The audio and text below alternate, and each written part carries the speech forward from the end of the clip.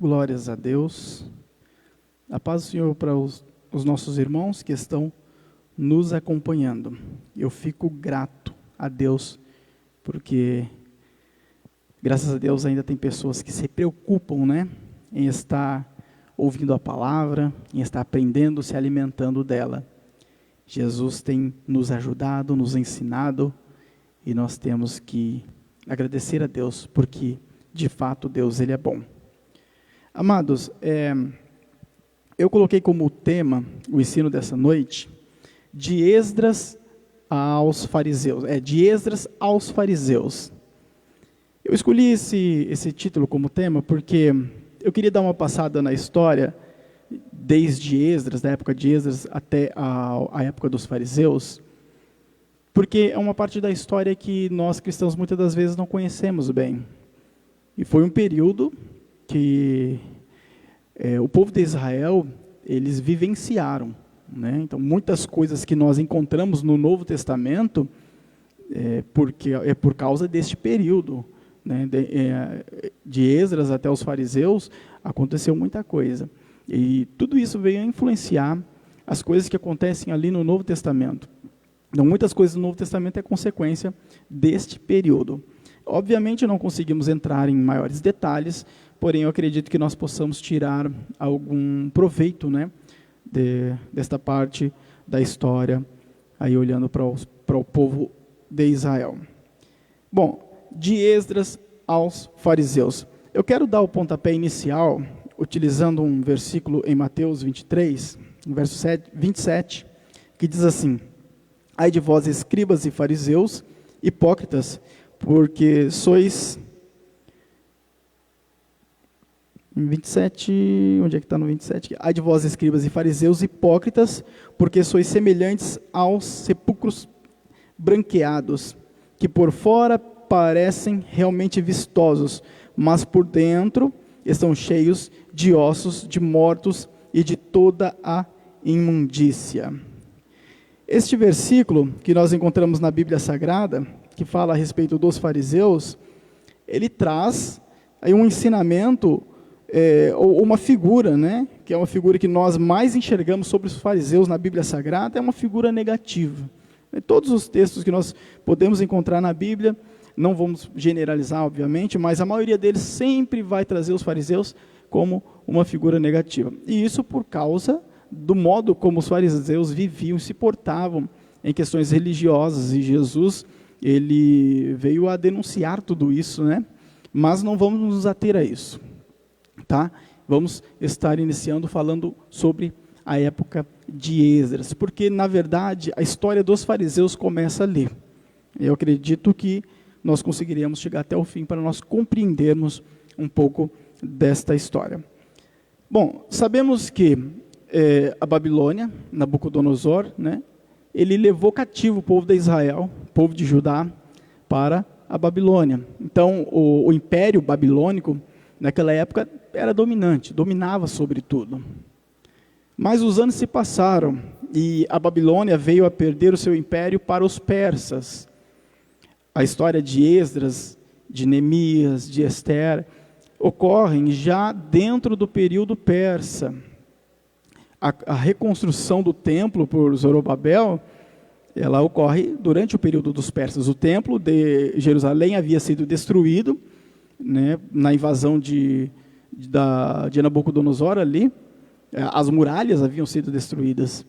Então, quando Zorobabel veio a reconstruir o templo, já estava no período persa. Posteriormente, veio Esdras a reconstruir as muralhas, também durante o período persa, e Neemias, veio reconstruir as muralhas, e posteriormente Esdras veio ali a Israel, a Jerusalém, trouxe parte do povo que estava cativo na Babilônia para Jerusalém. E quando chegaram ali, houve um grande avivamento. Nós lendo o livro de Esdras, a gente vê, Esdras leu a lei, o povo chorou, se voltou ao Senhor.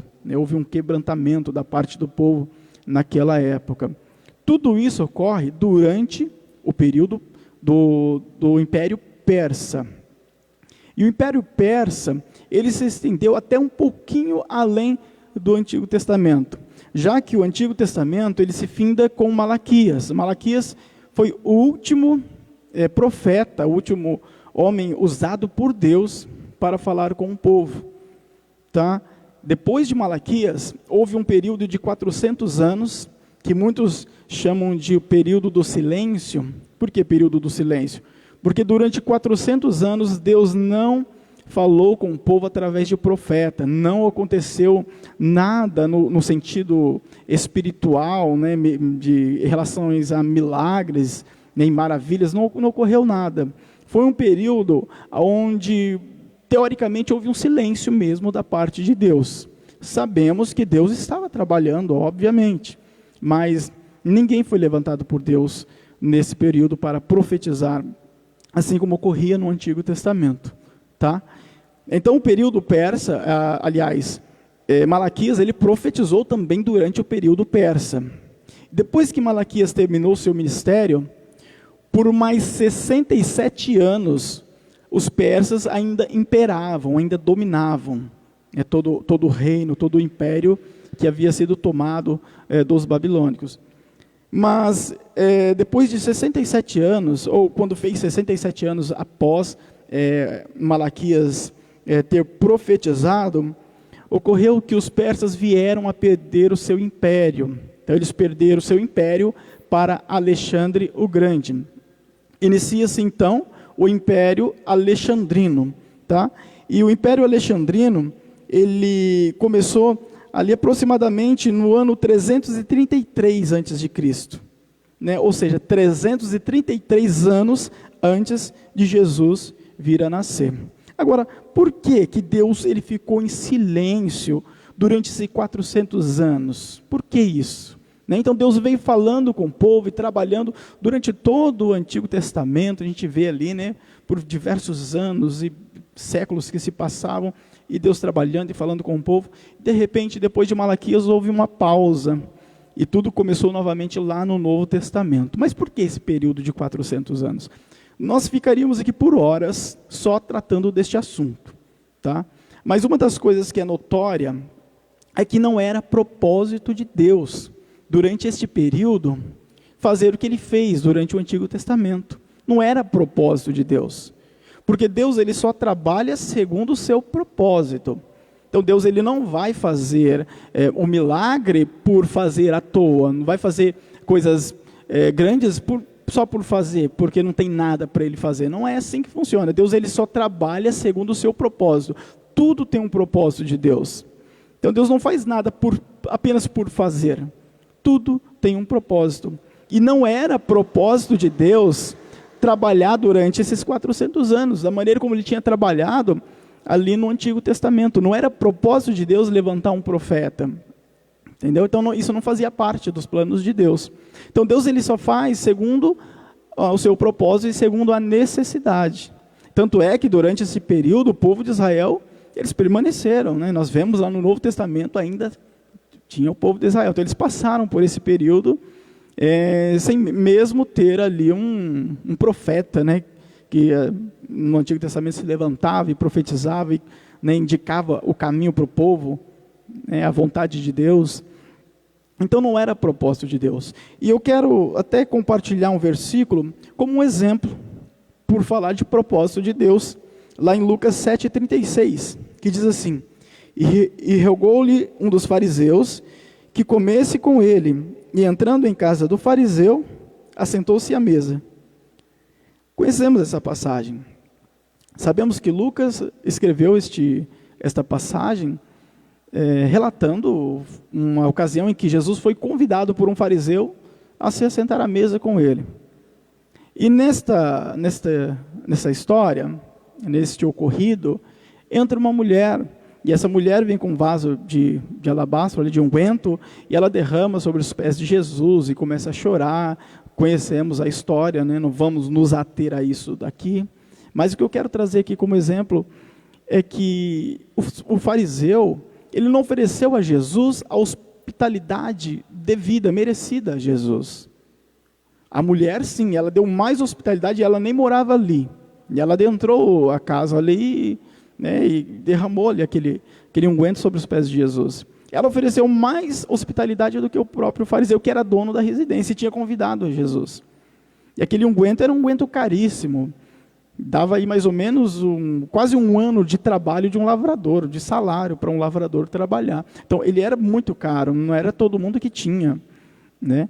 E quando Jesus adentrou o local, existia um costume entre os judeus em que, quando adentrasse um rabino, eles pegavam óleo de azeite de oliva cru, né? E ungia a ponta da orelha, a ponta do polegar, da mão, do pé, reconhecendo que no local entrou um rabino. E nem isso o fariseu ele fez a Jesus, não reconheceu a autoridade rabínica de Jesus. E o azeite de oliva cru, aquele azeite cru era um azeite do mais barato que existia. Então todo mundo tinha na casa, praticamente, tá? E a mulher não veio com azeite de oliva cru, ela veio com azeite ali com unguento, um perfumado, que era muito caro. Então a hospitalidade dela foi maior que a do fariseu. Jesus sabia disso que ia acontecer. Ele não poderia ter tomado a atitude de não entrar, ou quando entrasse, falar, não vou ficar aqui, eu não fui bem recebido, não me reconheceu como mestre, a hospitalidade que não existe, então eu vou sair daqui, eu não preciso ficar aqui. Jesus poderia ter falado isso? Poderia. Mas Jesus ele sabia do propósito pelo qual ele estava ali. Se Jesus não tivesse ficado ali, ele teria perdido a oportunidade de trazer aquela mulher ao arrependimento. Porque a presença dele de estar ali já conduziu a mulher ao arrependimento. E ela se arrependeu, ela chorava, Jesus perdoou ela dos pecados, e ali Jesus trouxe um grande ensinamento. Olha só o propósito de Deus, né? Então Deus ele trabalha segundo o seu propósito. Era propósito dele estar ali, daquilo acontecer, tá? Ele poderia ter virado as costas e ido embora, mas não era um propósito. Então Deus ele trabalha de acordo com o seu propósito. Muitas das vezes não entendemos. Em uma outra ocasião, aqui ele estava na casa do fariseu, mas em uma outra ocasião, tem uma mulher que derrubou o azeite sobre Jesus, e os discípulos, né, olharam ali, aqueles que estavam próximos a Jesus, falaram, se Jesus soubesse, poxa, esse azeite é caro, né? Fazendo uma coisa dessa, derrubando o azeite caro sobre o mestre. E Jesus olhou para aquela situação e desconsiderou aquela atitude do coração deles, porque eles não entendiam o que estava acontecendo. Jesus disse, não, ela já está me ungindo para o meu dia, né, porque Jesus já tinha, a cruz já era o seu caminho, já fazia parte do seu trajeto, né, então ela já estava ungindo a ele para aquele dia. Então tem todo um ensinamento espiritual em cima disso, tinha um propósito, e ninguém ali entendia o propósito daquele acontecimento. O que eu quero dizer é que há propósito em Deus, quando Ele faz a obra segundo o seu propósito. Tudo que Ele faz na minha vida e na sua é segundo o seu propósito. O milagre que não aconteceu ainda é a propósito de Deus, né? E faz parte do propósito de Deus nos abençoar também. Então, com certeza, o Senhor Deus está nos abençoando a cada dia mais. 400 anos de silêncio. 67 anos depois de Malaquias, como eu disse, os persas, ou aliás, os alexandrinos, né, o Império Alexandrino tomou conta, né? Aliás, deu-se início ao Império Alexandrino. Alexandre o Grande tomou conta. Então começou o Império Alexandrino. Porém, o Império Alexandrino não durou tanto, porque Alexandre o Grande, ele faleceu ainda novo, sem herdeiro, né? Ali os oficiais do seu exército que começaram a tomar conta de algumas partes do império, né? Então o Império Alexandrino acabou não durando muita coisa. Então quando o Alexandre o Grande veio a falecer, já era em 323 a.C., ou seja, 323 anos antes de Jesus vir a nascer, né? Toda a Judéia, todo aquele território dos judeus, ali a parte da Ásia Menor, ficou sendo dominada por um dos seus generais, né? O seu general ficou tomando conta daquele território.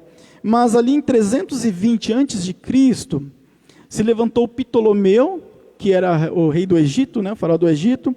Ele se levantou contra o império, ou o que sobrou do Império Alexandrino.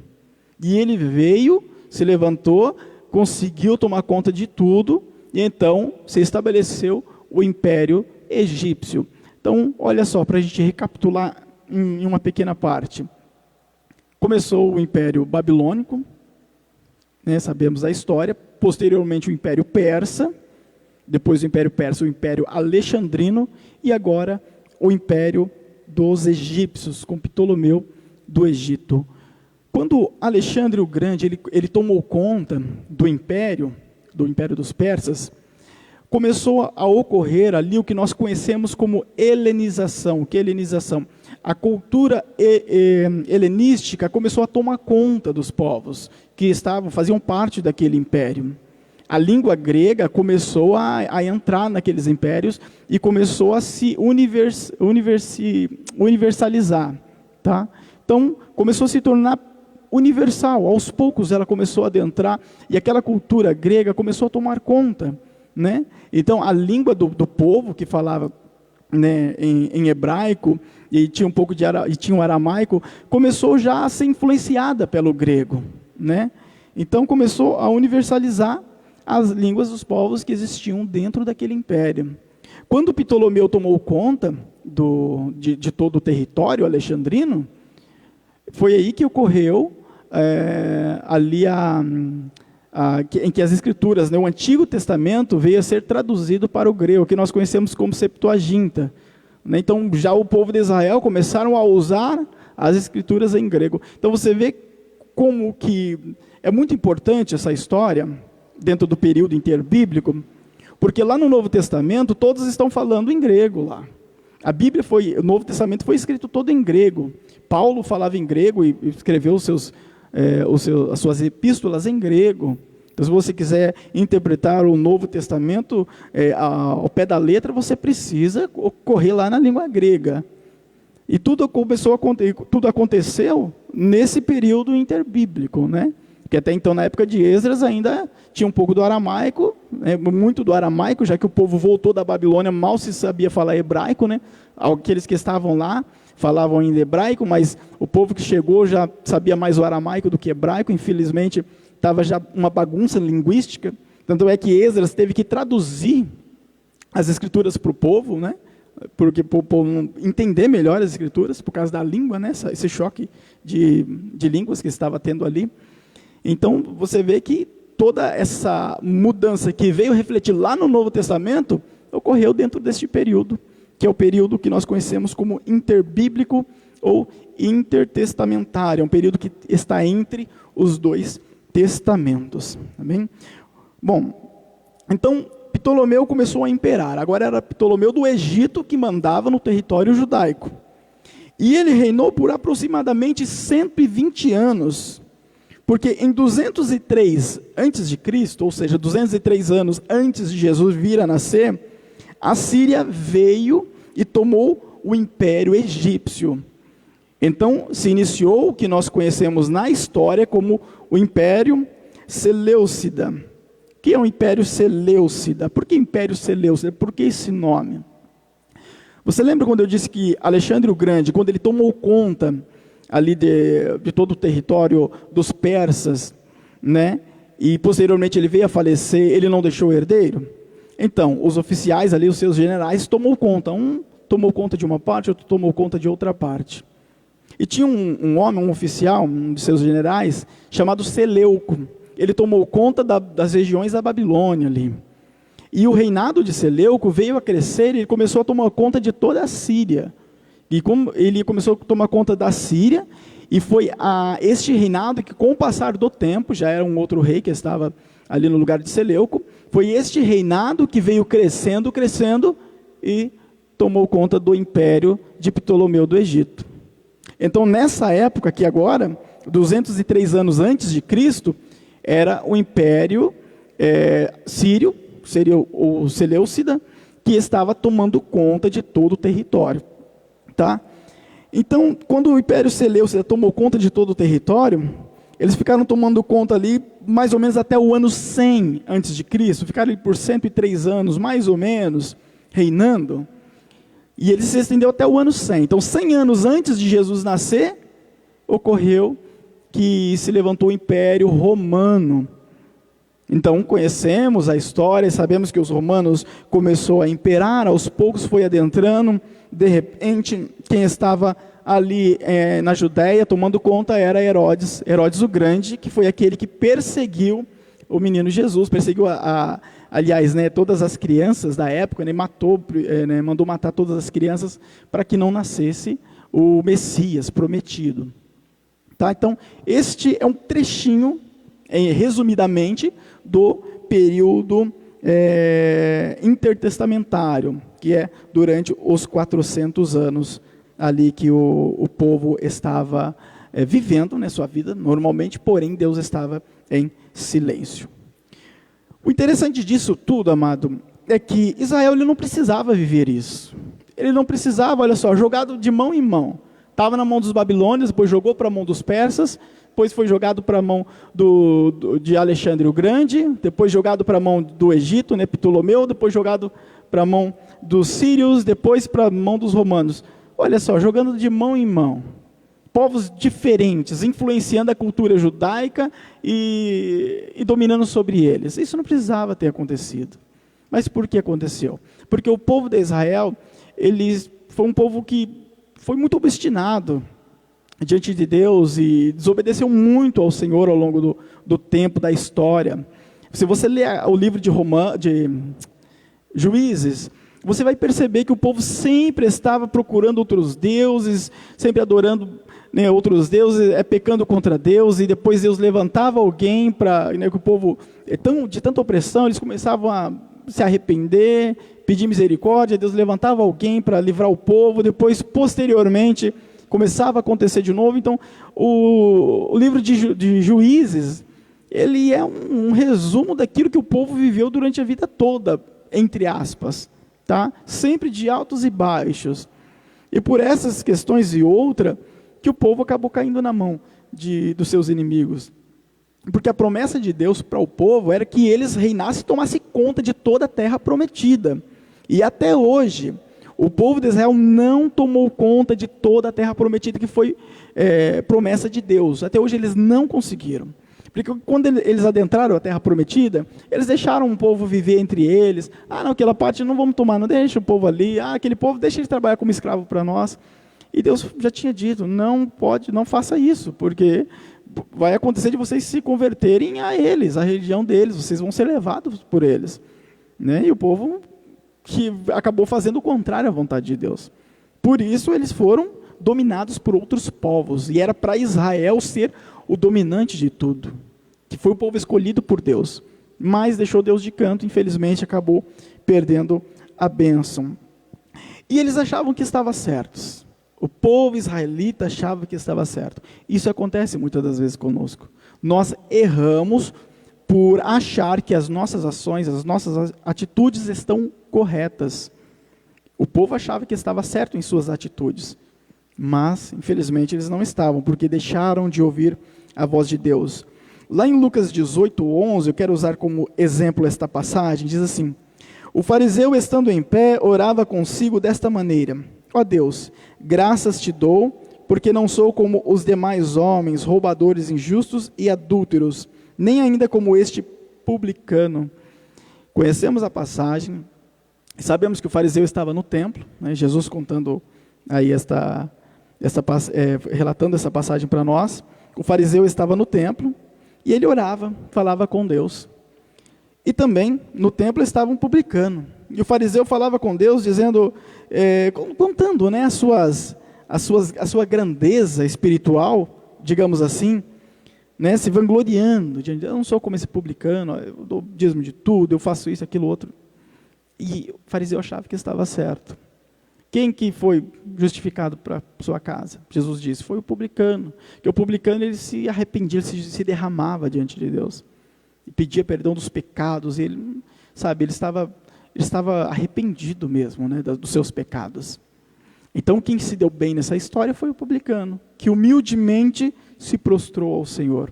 E o fariseu, com toda a altivez, não conseguiu a sua justificação diante de Deus naquele tempo, naquela ocasião. Por quê? Porque o fariseu achava que estava certo, mas estava fazendo o incorreto, o que não era da vontade de Deus. E muitas das vezes ocorre conosco. Às vezes nós culpamos tanto o povo de Israel e falamos: poxa vida, o povo de Israel assim, obstinado, aquele povo que era assim, assado. Nós, infelizmente, não somos tão diferentes, porque o povo vivia numa situação muito difícil, A lei estava sobre eles, a lei era muito rígida, era uma situação difícil. O que eles vivenciaram não foi fácil, foi uma coisa difícil. E nós vivemos hoje muito melhor que eles, em muitas questões, você sabe disso. E mesmo assim nós negamos a Cristo. Nós optamos pelo pecado do que pela obediência à santidade com Deus. Então não somos tão diferentes assim, né? Essa é a verdade. E às vezes nós nos parecemos com o povo de Israel. Nós fazemos as coisas achando que está certo, que isso, a minha atitude, a minha ação esta é a correta. E deixamos Deus de lado. Foi isso que aconteceu com o povo e eles perderam a bênção, acabou sendo subjugado pelo adversário. Bom, foi durante o Império Seleucida, que é o Império dos Sírios, que, na verdade, vieram a surgir os fariseus. Você lembra lá do tempo de Esdras, que eu relatei desde o início? Quando Esdras ele influenciou o povo a se voltar a Deus, né? Influenciou no sentido positivo da palavra, a se voltar a Deus, um grupo de pessoas ali, contando com sacerdotes, anciãos, né? Aqueles que eram devotos ali à lei de Deus, né? Eram voltados à lei de Deus, resolveu dar continuidade àquela influência que Esdras trouxe. E aquele grupo foi chamado, não está na Bíblia Sagrada, está na história, tá? É um grupo que foi conhecido como Hissidim. Hissidim é uma palavra hebraica, que significa piedosos, ou os piedosos. E este grupo deu continuidade àquilo, se voltando à lei e a Deus e às coisas espirituais. Interessante que este grupo passou pelo Império Persa, aliás, ele começou no Império Persa, passou pelo Império Alexandrino, passou pelo Império dos egípcios, né? Ptolomeu do Egito, e passou pelo Império dos Sírios. Este grupo se manteve firme até o Império dos Sírios. Foi no Império dos Sírios, o Império Seleucida, que nós já aprendemos hoje, que ocorreu algo muito catastrófico no sentido espiritual ali em Israel. Reinava um homem chamado de Antíoco IV Epifânio. Este rei era muito perverso. A ideia dele era helenizar todo o território, todo o império. Então ele queria que todo mundo se tornasse grego, digamos assim. Ele queria fazer uma aculturação, né, acabar com as outras culturas e trazer a cultura grega. Essa era a ideia dele. E ele se concentrou ali na Judéia. Então ele se voltou ali à Judéia.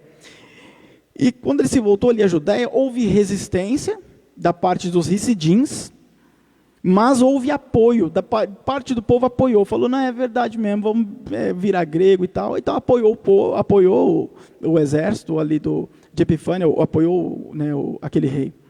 Mas outra parte não. E os Hissidins faziam parte daqueles que eram contra essa helenização. Tá? O que Antíoco fez? Ele invadiu Jerusalém, matou muitos judeus, ele adentrou o templo sagrado, saqueou o templo, ele colocou um altar ao deus Júpiter no lugar do templo de Deus, e ele matou ali porcos, ele matava porcos e obrigava os judeus a comer a carne dos porcos. Por que Antíoco fazia isso? Porque era contra o mandamento de Deus. Lá em Levítico, Deus ele proíbe o comer carne de porco, né? É difícil eu só falar assim e não explicar sobre isso, mas infelizmente o tempo não compete. Mas isso de fato ocorria ali em Israel, tá? Não quer dizer que hoje você não pode comer, que é pecado, tá? Isso era para o povo de Israel naquela época. Existe uma explicação para isso, mas o tempo nosso não permite. E outra, nós vamos entrar em outra questões aqui, tá bom? Bom, então ele não era permitido. E lá em Deuteronômio 14:8 ainda diz isso, ó. Nem o porco, porque tem unha fendida, mas não rumina. Imundo vos será. Olha só, a carne do porco vos será imundo, não pode comer. Vocês nem podem comer ele, nem pode tocar nele. Olha só a continuidade do versículo. Não comereis a carne destes, e não tocarei nos seus cadáveres. Então era lei.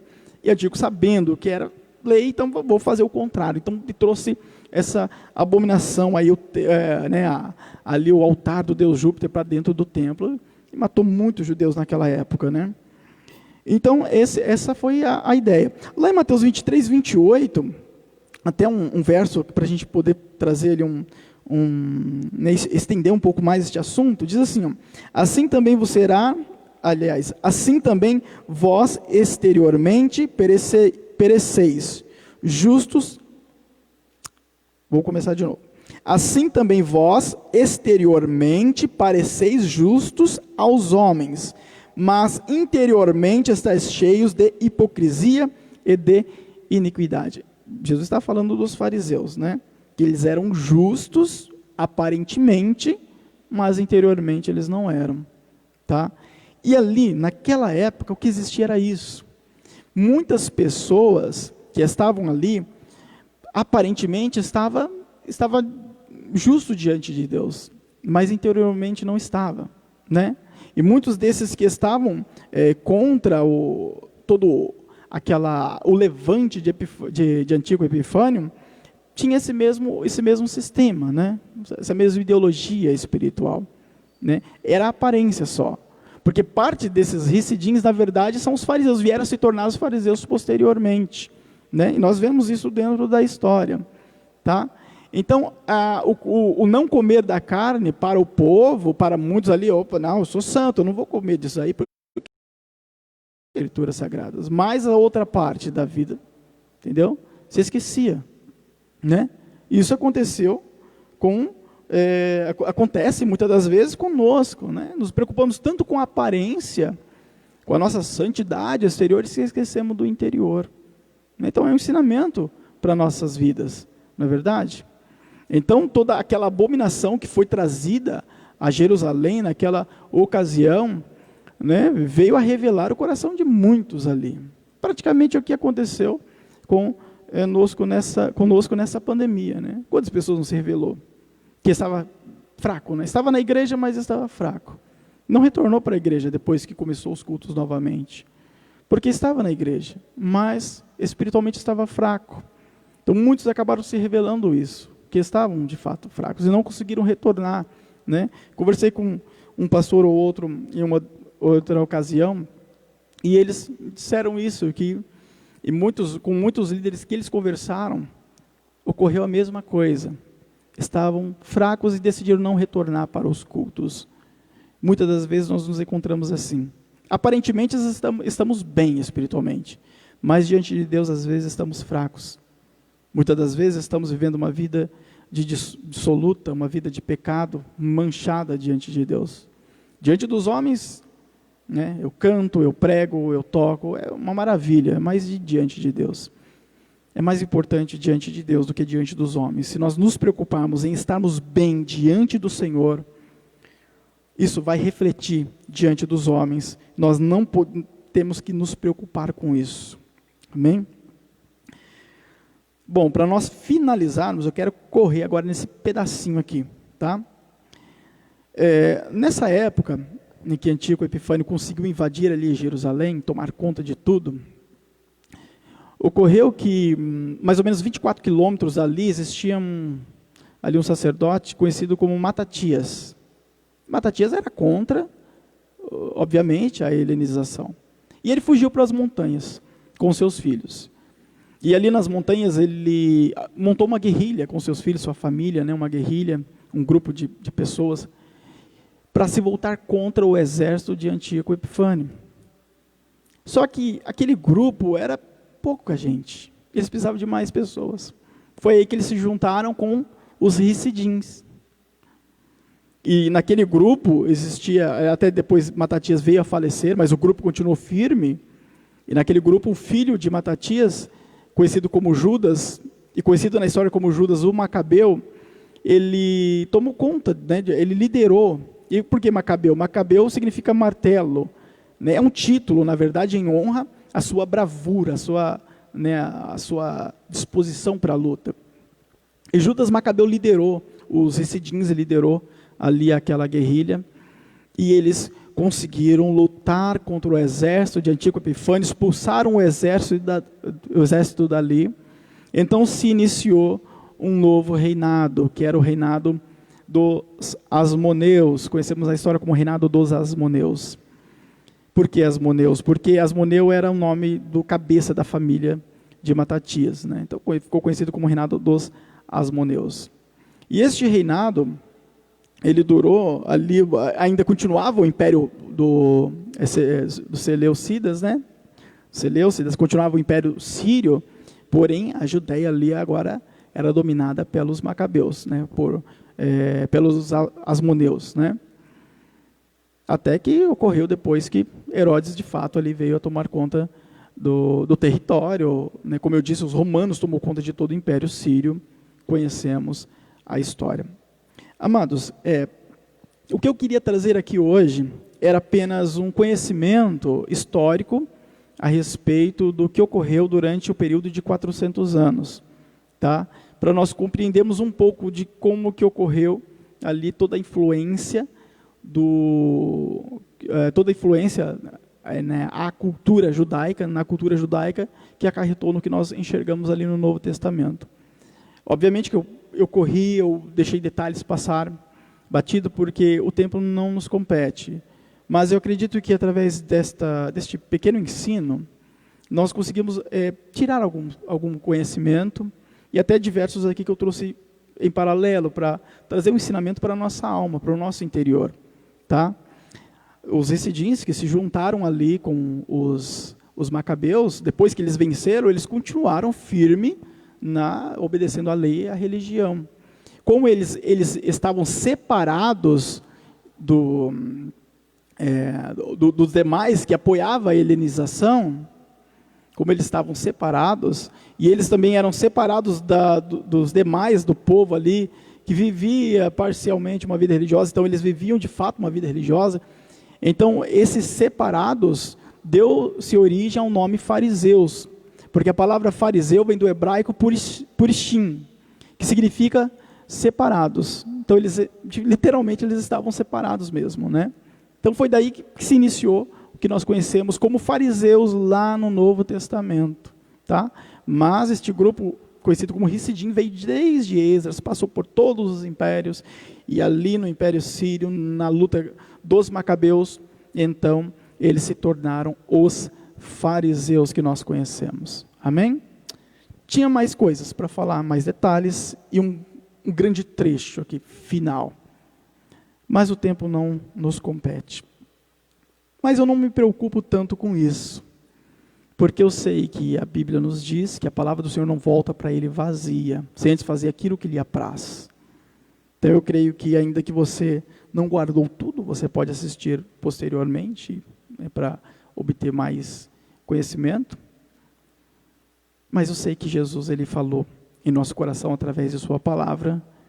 Eu tenho certeza que se nós darmos ouvido à sua voz e pormos em prática a sua palavra, nós seremos sim vencedores e mais do que vencedores. Feche seus olhos. Jesus, obrigado. Abençoe-nos, abençoe teus filhos, onde eles estiverem, Pai. Senhor meu Deus, eu não sei, ó Pai, como cada um recebeu a tua mensagem, mas eu sei, ó Pai, que a semente está plantada no coração de cada um, e o Senhor falou conosco através dela. Trabalha nossas vidas, nos livra de todo mal, e nos ajude a viver a tua vontade, para a tua honra, tua glória, para o teu louvor. Amém. Que Deus abençoe a todos ricamente em nome de Jesus. Amém.